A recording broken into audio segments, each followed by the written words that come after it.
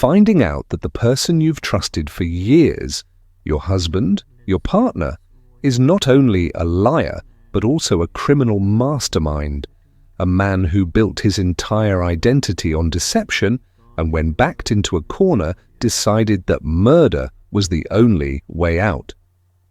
This is the twisted story of James Kaufman, a respected doctor by day and a drug kingpin by night. A man whose greed and desperation led to a shocking crime that remained unsolved for years until one determined prosecutor blew the case wide open. James Kaufman seemed like the ultimate cool guy. At 63, he wasn't just a well-respected physician, he was also an ex-Green Beret, a war hero who had fought in Vietnam and saved countless lives. And if that wasn't impressive enough, he was a hardcore motorcycle enthusiast, the kind of guy who lived for the open road. But in 2011, his life took a dark turn when he met Ferdinand Augello, the leader of a local chapter of the Pagan Motorcycle Club, an outlaw biker gang with a notorious reputation. At first, it was just a friendship built on their love for motorcycles, but then came the money-making idea. James, being a doctor, had access to something extremely valuable, painkillers, specifically OxyContin. Together, they devised a plan. Ferdinand would send drug users to James's office, posing as patients. They'd pay James in cash or through insurance, and in return, he'd write them large prescriptions for OxyContin. Once they had the drugs, they'd take them back to Ferdinand, who would distribute them on the streets for a hefty profit.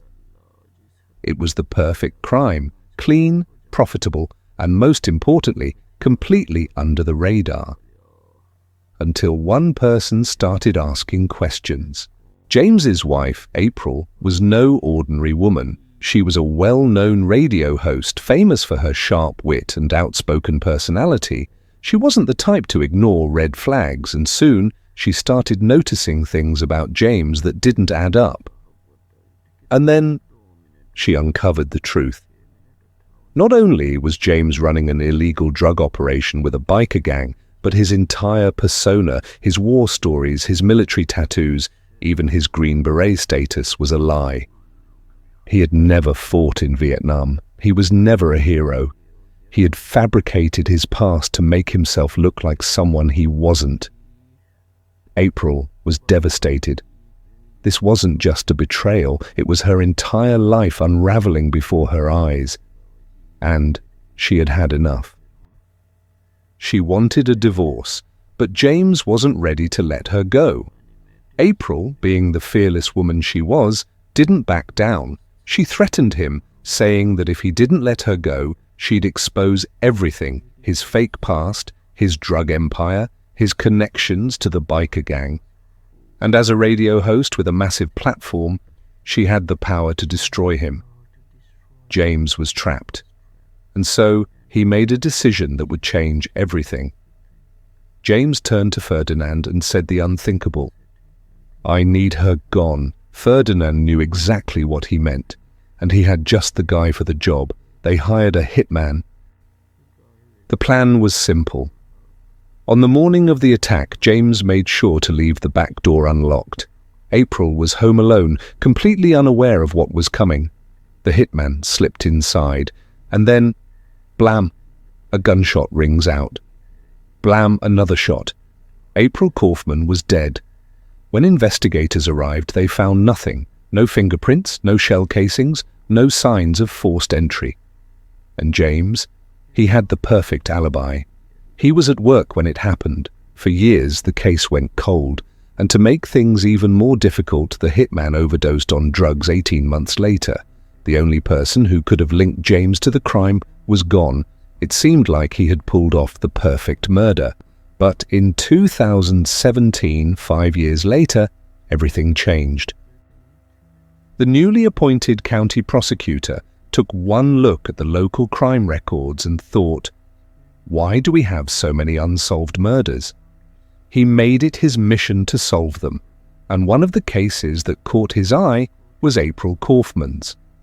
And so the investigation reopened. At first, they had nothing new to go on. James had an alibi and the crime scene was clean. But then, a break. Separate from the murder investigation, James was already being watched for medical fraud. The authorities suspected him of running illegal schemes with prescription medications. This was enough for them to get a search warrant. When the FBI arrived at James's clinic, he saw them coming, and instead of surrendering, he pulled out a gun. He threatened to take his own life.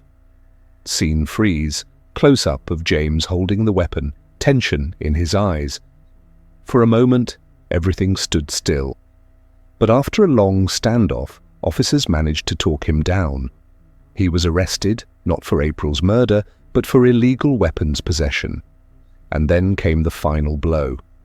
Authorities seized his phone and found connections to Ferdinand and the Pagan Motorcycle Club.